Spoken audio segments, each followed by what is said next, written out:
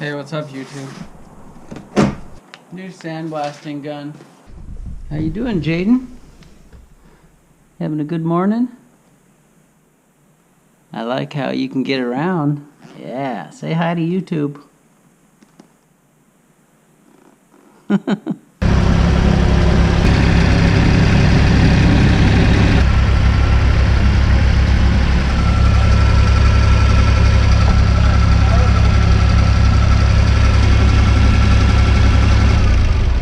We broke the Vermeer yesterday.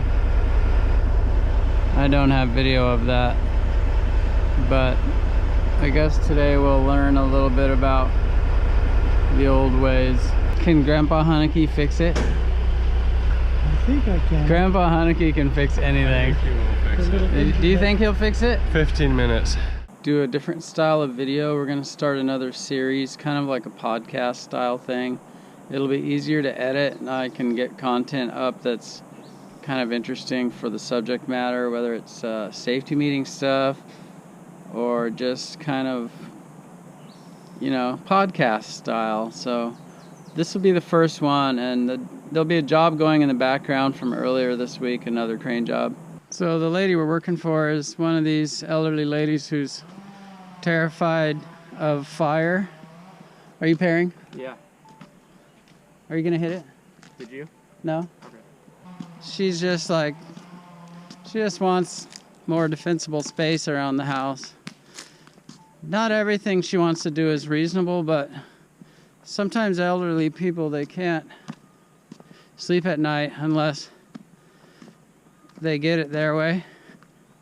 Not that they're bad, it's just that they're gonna worry. So if you can save them from worrying, sometimes it means cutting a few trees down. I'm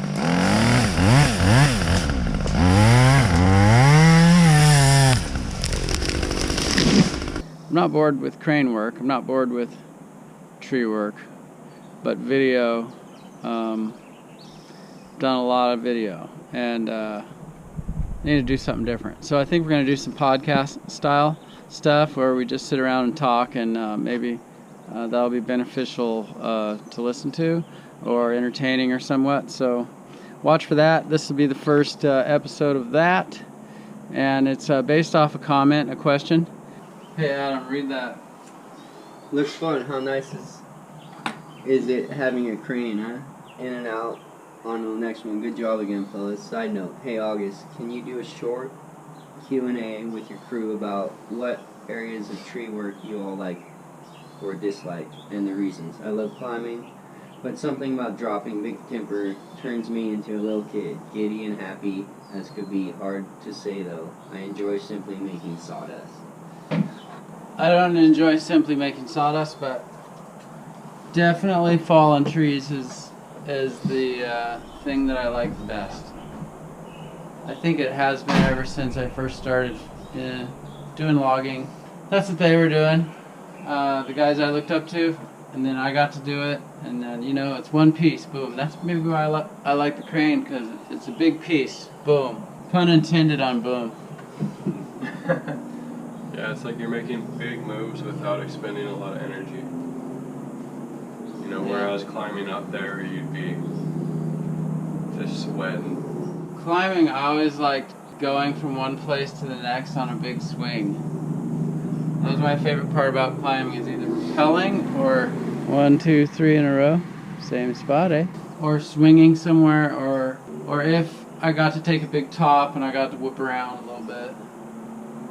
Yeah, or watching things swing away from you. It's always when there's action shots, you know? But it always takes place in a removal. Who loves pruning? Crane's in position. Oh, I'm talking to the YouTube. Crane's in position. It's always a new outrigger puzzle to solve. A little bit of digging this time. Okay, so the targets in this dry creek bed here are this oak, that other oak there, and then this one. So it would be a major hassle. It's super rocky and stuff down there, and couldn't even really go in there with the Vermeer, not that we have it because it's broken. But it's just a rocky jungle down there.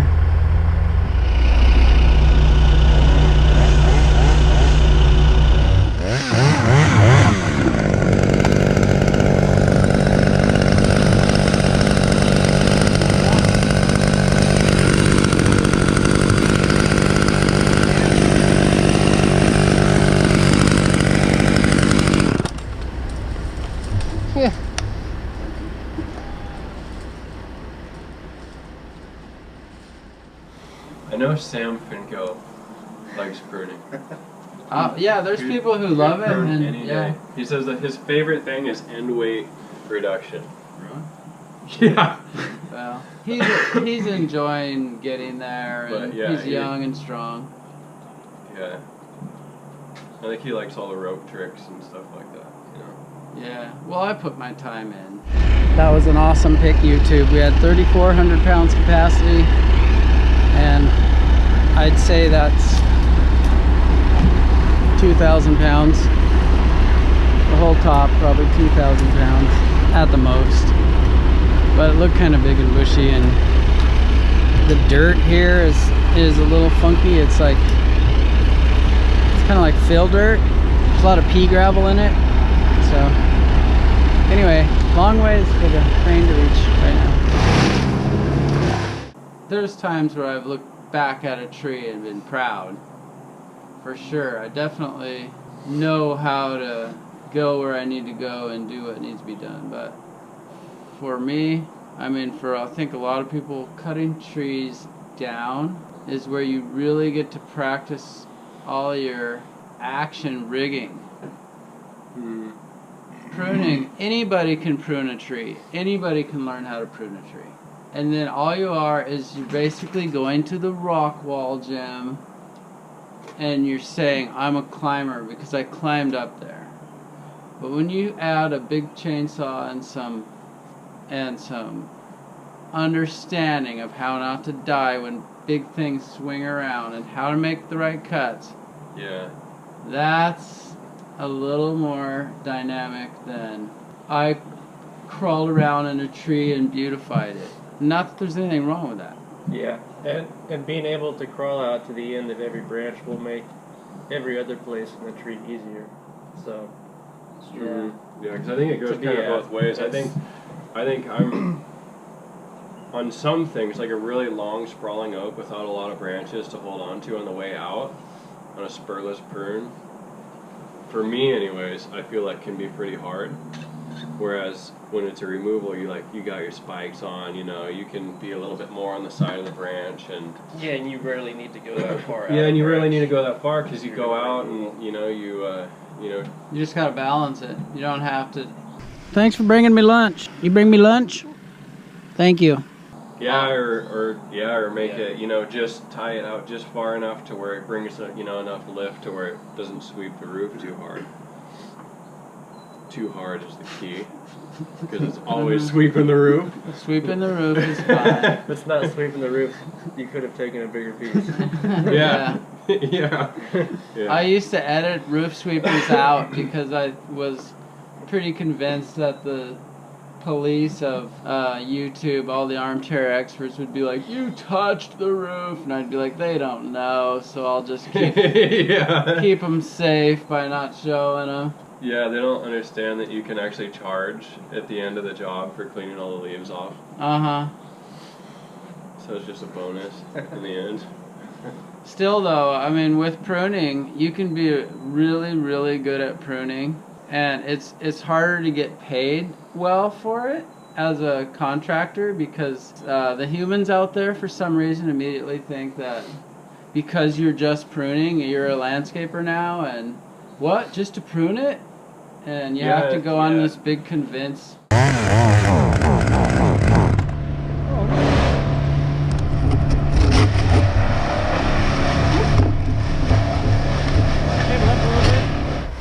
Yeah. Re-on rounds. He ran out of gas on that cut.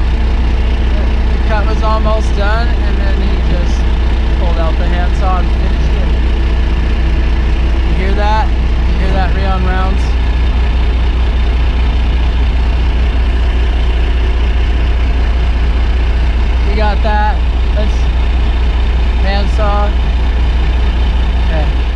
And a lot of times the detailed pruning of a tree almost takes longer than removal. Oh yeah. So, Yeah, and you have and to it have seems like in their view you're doing less to the tree. Yeah. So it should cost less. Yeah, and they sometimes want the thing done wrong because they figure more material is more for the money. Yeah. Yeah, and then you do have to kind of have the eye for what you want the whole thing to look like And what's while best. you're working in it and not being able to actually see it from the outside. Yeah. And then, like, whereas a removal, you just, like Joe was saying, attach it halfway or just in from halfway or tip tie it or whatever, and then come all the way back to the crotch and cut it. Whereas when you got to go chase a big dead limb out at the end, but you can't swing it back into the clear drop zone, you're like, okay, this has got to come down over here somewhere now, And the rigging isn't quite as good because you're way out on the end of the branch and stuff. And it's a pain to rig down when you're pruning and you're rigging down. And there's more from there's- above stuff that you want to save, and you try not to damage the stuff below you or get the piece hung up. Yeah, that is a pain. Yeah. Yeah, so sometimes that kind of thing I feel like it's a little bit more difficult for me, but it's not as dangerous. Difficult doesn't mean fun. Yeah, no, it doesn't at all. Yeah. It just means really putting the work to get out to that little piece. Except difficult can mean fun if your choices are pruning or removal. And removal means you're going to have way more material to go through, way more actually physical, hardcore. We're the moving guys and we're taking all of that from over there to over there.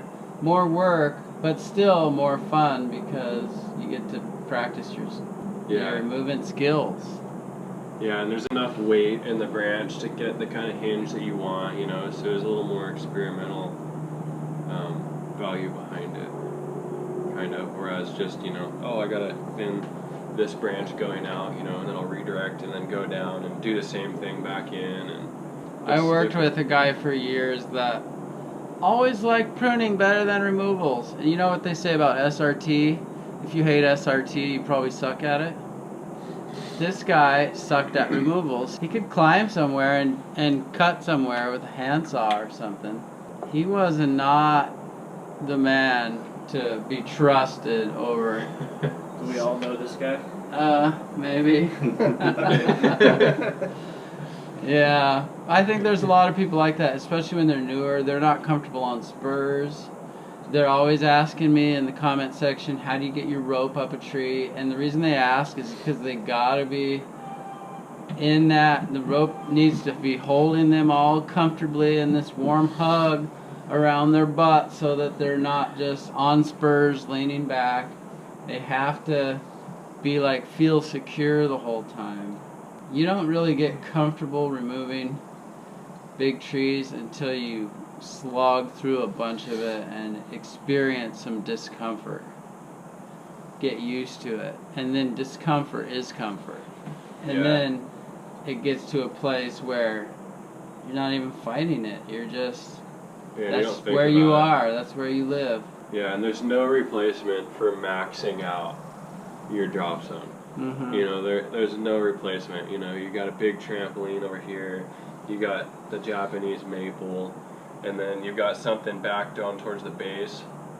So you can't have the piece go too far left or right or come short. So you're racking your saw real quick and then pushing it off, but then giving it a slight, just barely a left turn, calculating for how much distance the butt's gonna get, 65 feet down, Yeah. And that brings up another thing, the personality differences. Some people are bent towards pruning because they're not bent towards gambling. And that's the thing, is you start out taking big risks. You've got to take some risks to get comfortable in the risk zone and start pulling off some moves like that. Yeah, or sometimes... Otherwise, you'll just chunk everything down in little pieces, or you'll always over-engineer your rigging. Yeah, exactly. But you got to have kind of the personality that says, and there's a thin line there, because some people just end up in the news because Yeah. they didn't make an educated big move. Yeah. They made a I'm scared and don't want to climb any you higher gotta- big move. You have to work up to it. You have to look at what you're doing while you're doing it. Determine what's happening. Like, you make a cut. What happens when I cut it like this? And then change it, add a little more to it, go. Don't just go from little branches to half a tree. Yeah. Yeah, I Yeah. saw You August work out- Honecky take a huge top. I'm pretty sure I can do Yeah. this too. All it took was a face cut. Yeah, a guy sent me an email a while back where he tried some monster rigging with too little gear and snapped some stuff. Yeah. And yeah, it's gotta be what I call deliberate. You can do massive dynamic things deliberately, which means you know why and what you're doing. And that's why you should be paying attention to what you're doing with a mind to storing that information. When you cut something a certain way and it works well, you need to file that away and you need to say, what was I using? How can I use it again? Yeah, and you always You know what apply I mean? it in And your then future. you're like, okay, this situation works, and then you can build to adding to that, not just trying random stuff and wondering what might happen. Yeah. I mean, it's a progression. Some people don't ever progress. They know 3 tricks, and those are the ones they use. Yeah, I worked with guys in Washington that they were climbers, really good climbers, but they weren't fallers, and so they would climb and chunk things down that you could put, out through the driveway, into the cul-de-sac, and up the neighbor's driveway with power lines on either side. It looks crazy to them, but boom, 3 cuts, it's on the ground. Yeah. These guys would chunk them all down, and they wouldn't big rig them either. They would just doom firewood. Yeah, and then when you start doing it and you are taking bigger risks more often, I feel like when you step into a situation, you start having a feeling of knowing you can do it. Yeah. And if you're really starting to second guess yourself too fast right off the bat, then there probably is, it needs a pole line, into the rigging or something, or... Yeah, that warning will kind of... Because usually it's just a warm feeling, you're like, that top's going there. Yeah. Okay, that one, it's going to come out as soon as the hinge breaks, I'm pushing it, and it's going to land out sideways, and it's not going to go out too far. Or this top here, I'm going to let it go out, and I'm going to hold on to it so it doesn't go too far, and I'm actually going to pull it back into the base of the tree, and it'll flip over. Or if it don't feel right, don't do it. Yeah. And it never takes too long to do it right. Because doing it right is the exact amount of time it takes to do it.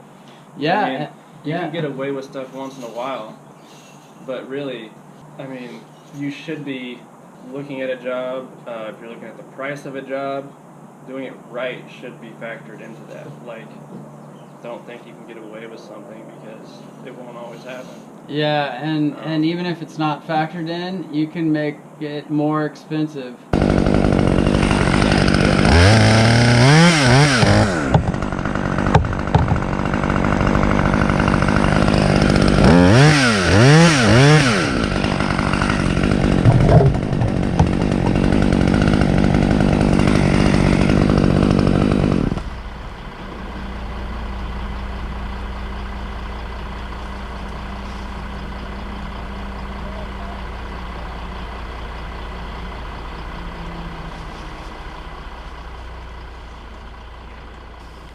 So hey YouTube, the reason we didn't cut the stump on that yet is because we had some trees over here to cut down, and it's a long way out of there with the brush to take it around that way, or to walk it around all through this.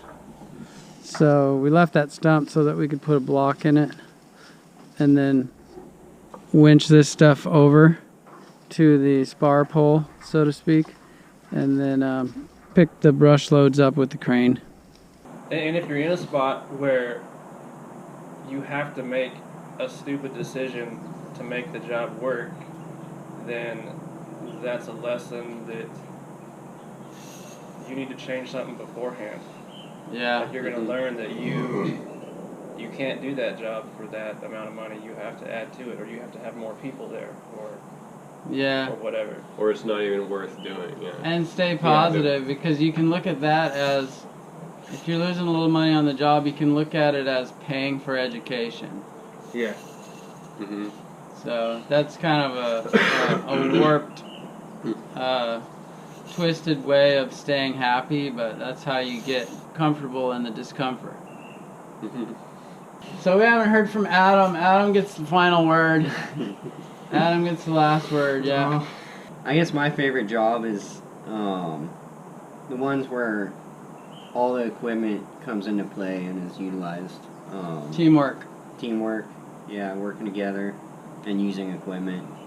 Yeah, where the crane brings it Cranes, right skid into the steer, mouth of the chipper. Yeah, all that stuff. The It rigging all comes works. down right into the Vermeer grapples and right to the chipper. It's smooth, yeah. We all work together, coordinated good. When Adam's on the rope, just running it perfectly all the way to the ground. He deserves all that equipment, because he put his time in hardcore Mhm. without it. And still does on certain jobs, you know? Sometimes it's like you're doing like tons of deadwood or mistletoe and the climber is just not loving it, you know, and you look down there, or it's a no cleanup, you know? So Adam's down there like looking up like, all right, man, like as soon as you get this thing down, we can go eat lunch, you know? But then sometimes I'm looking at Adam like, I am not sure what you're going to do with that piece, but And even no good cleanup. luck. But I'll be up here And he always does it, you know? He always does it. I don't like no cleanups because it puts me in like a lethargic, lazy mode for the rest of the day. I like no cleanups. That lethargic, lazy thing, I can work that out. Yeah. Well, yeah, because when you're the one climbing, Listen to this. there I too worked much. with a guy who, if you had a no cleanup job, he was so type A about everybody doing something all the time that he would make up jobs for them to do on a no cleanup job. Mhm. Like go wash the rims on the truck or something like that. And I was like, dude, you're a morale killer. These guys get This is the one day. only so many no cleanup jobs.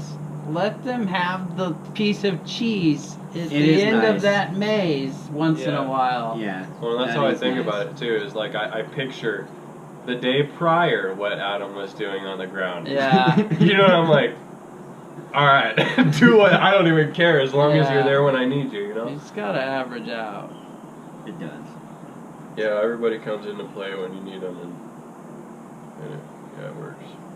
All right, I guess that's enough for today. Did that answer your question there? What was that guy's name?